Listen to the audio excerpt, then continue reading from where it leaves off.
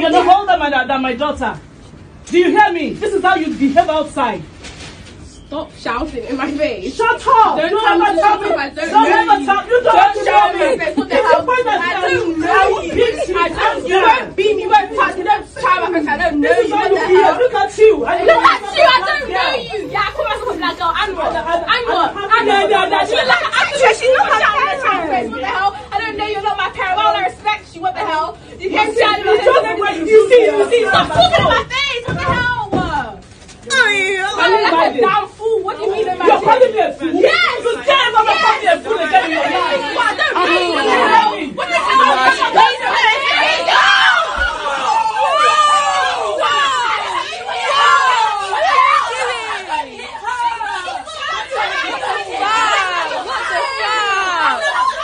hell? All right, guys, welcome. That was a short clip of the teenage girl being kind of beaten, you know, whichever way you want to put it, by an adult, you know, a woman who's obviously, from the tone of her voice, from the accent, you can tell that she is a Nigerian, you know. There's been controversies, there's been comments, you know, on social media with regard to that particular tape. A lot of people were saying the woman shouldn't have actually hit the little girl. She shouldn't actually not talk back to the little girl. A lot of people have actually said the little girl shouldn't have actually spoken to an adult like that in the public. But then wait a minute, guys. Wait a minute. Let's look critically into this and see exactly where the problem is. Right. A child is always a child. And an adult is always an adult. Right. When a child behaves like that, most especially in the Western world, not here in Nigeria, you don't lay your hands on kids over there. There's no way you will lay your hands on kids and go scot-free. It is a different case compared to where we are in Nigeria, where students are flogged in school, students are beaten. I've been beaten in schools. As I'm talking to you, on several occasions, I was beaten in school during the secondary school days, you know, during the primary school days. You will be flogged until the cane became the whipped. All right? But the case is different when you go to those areas, UK, America, Canada, what have you, Western world, you don't touch kids. So I will say this particular woman has been living there for quite some time, right? She should definitely know exactly what's at stake. When you even talk back to kids, when you talk back to teenagers, let alone raise your hands to say you want to smack them or you want to beat them. Right, definitely she's not going to go scot-free for what she's done. The police would definitely will have been invited or was there and all of that. Then the case will have been taken up. Right. She should not have actually done that, knowing fully well where she was, knowing fully well the environment, the community, the country, the rules and regulations that governs that particular country. You should, even if it's your own child, your own daughter or your own son, you do not still have rights to lay your hands on him or her. In a situation whereby you beat your child and she gets to school, the teacher asks her, what happened to you here? And he or she says, okay, my mom beat me. Then the social services will get at work at you because you lay your hands on your own child. So it is something that is not acceptable over there. But here in Nigeria, of course, we know exactly what can happen when your teacher will beat you to stupor. They will beat you until you can no longer talk. You will see all the marks on your back, you know, your body. And no police will arrest you for that. Even the parents, even the school cannot do anything about it. Even some parents will say, okay, thank you for dealing with my son. But the case is different. The woman shouldn't have done so. In a situation whereby the child is talking, the teenager is talking, they make noise, they do a lot of things, all you need to do is just to step aside. Keep quiet. It happens to be in a chicken and chip shop where you all just need to buy your stuff and get out of the shop. You're not going to sleep there. You're not going to be there forever.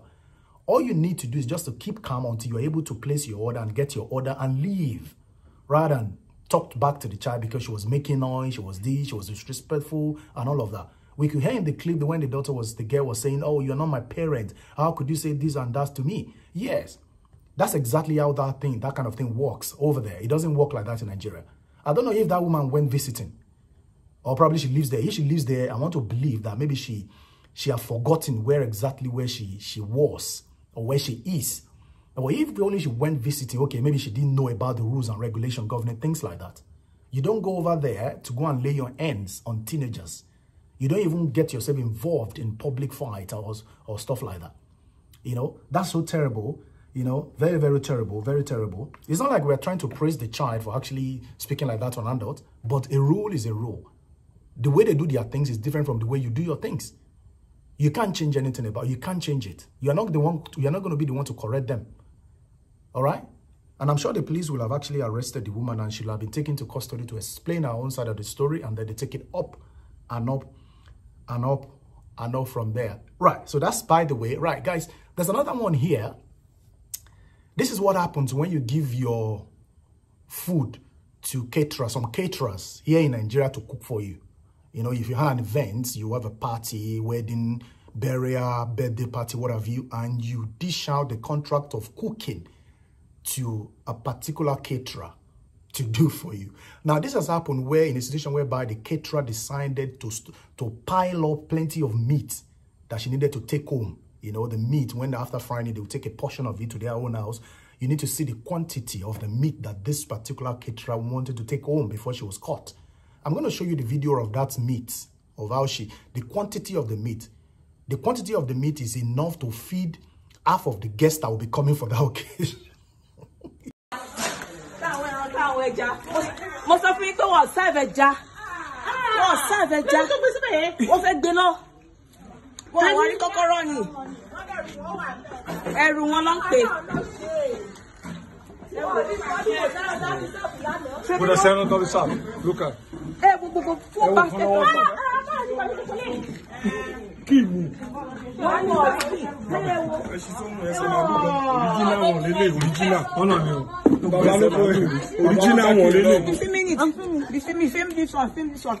Everything. Film it. The caterer was going to take it away. We did not have. Yes. We did not have food to eat at the party. There's no meat. There's no meat. Only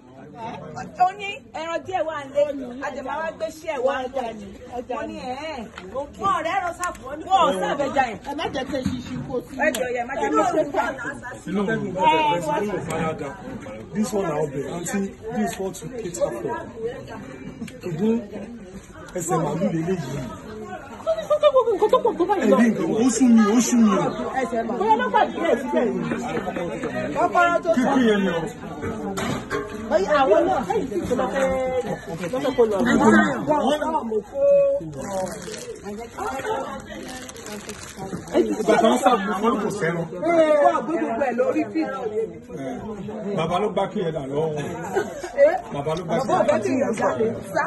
show it well, we'll put it on Instagram. I shall make a